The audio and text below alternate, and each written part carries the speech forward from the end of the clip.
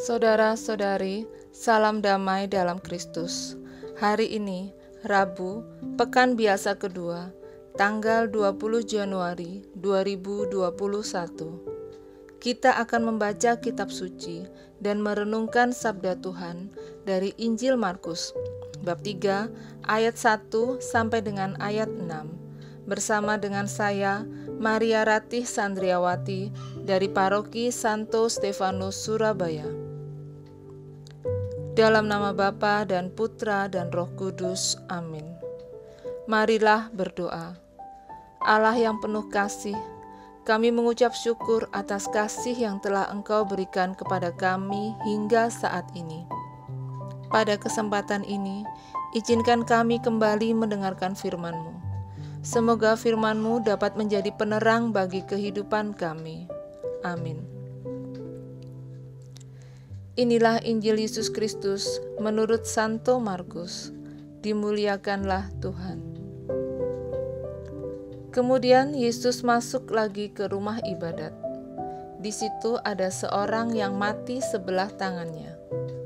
Mereka mengamat-ngamati Yesus, kalau-kalau ia menyembuhkan orang itu pada hari Sabat, supaya mereka dapat mempersalahkan dia.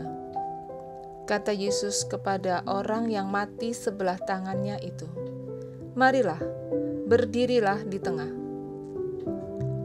Kemudian katanya kepada mereka, "Manakah yang diperbolehkan pada hari Sabat?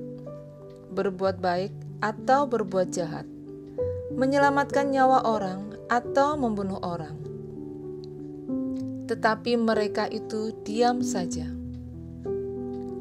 Ia berduka cita karena kedekilan mereka, dan dengan marah ia memandang sekelilingnya kepada mereka, lalu berkata kepada orang itu, "Ulurkanlah tanganmu."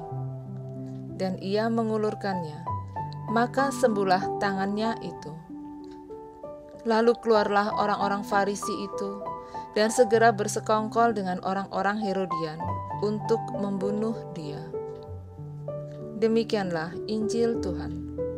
Terpujilah Kristus. Saudara-saudari yang terkasih dalam Tuhan Yesus, di dalam keluarga, sekolah, lingkungan masyarakat, tempat kerja, dan dimanapun itu, kita dikelilingi oleh yang namanya peraturan dan kesepakatan. Dan kita berpikir bahwa peraturan dan kesepakatan yang berlaku adalah hal yang patut untuk diterapkan dengan sebaik mungkin, agar tujuannya dapat tercapai. Tetapi setelah kita membaca Injil Markus hari ini tentang Yesus yang menyembuhkan orang yang sebelah tangannya mati pada hari Sabat, membuat kita kembali merenung atas komitmen dan segala kesepakatan.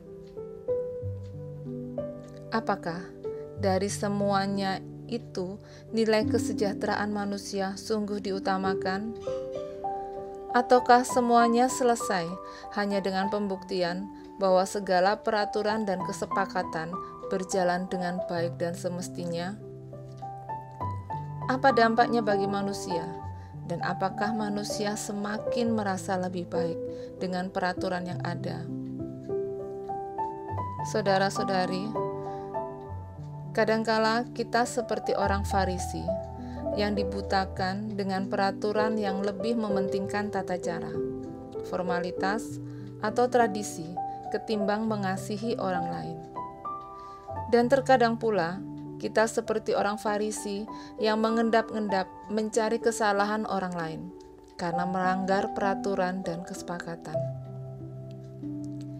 Kita begitu keras hati sehingga membuat kita tidak lagi peka, baik terhadap kebenaran, terhadap orang lain, bahkan terhadap diri kita sendiri.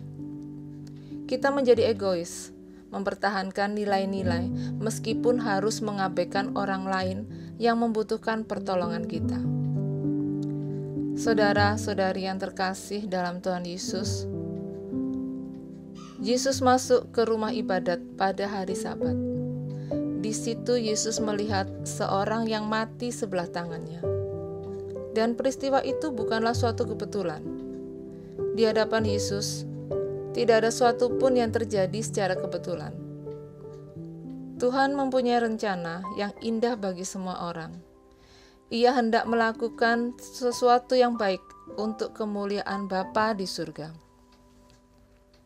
Saudara-saudari yang terkasih, hari ini Yesus mengundang kita untuk lebih mengutamakan perbuatan kasih daripada peraturan yang kaku yang kebanyakan merugikan manusia sendiri. Tuhan Yesus menghendaki adanya pembaharuan dalam cara berpikir, hati, dan perbuatan kita.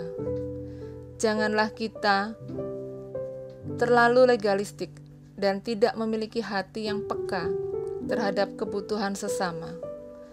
Tetapi, hendaknya kita semakin bijaksana dalam mengutamakan kepentingan manusia, serta mampu melihat lebih dalam akan arti pentingnya nilai hidup manusia.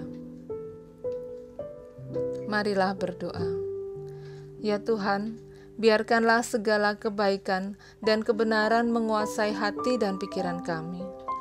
Jernihkanlah hati dan pikiran kami, sehingga hanya memikirkan dan menghayati segala kebaikan yang berasal daripadamu.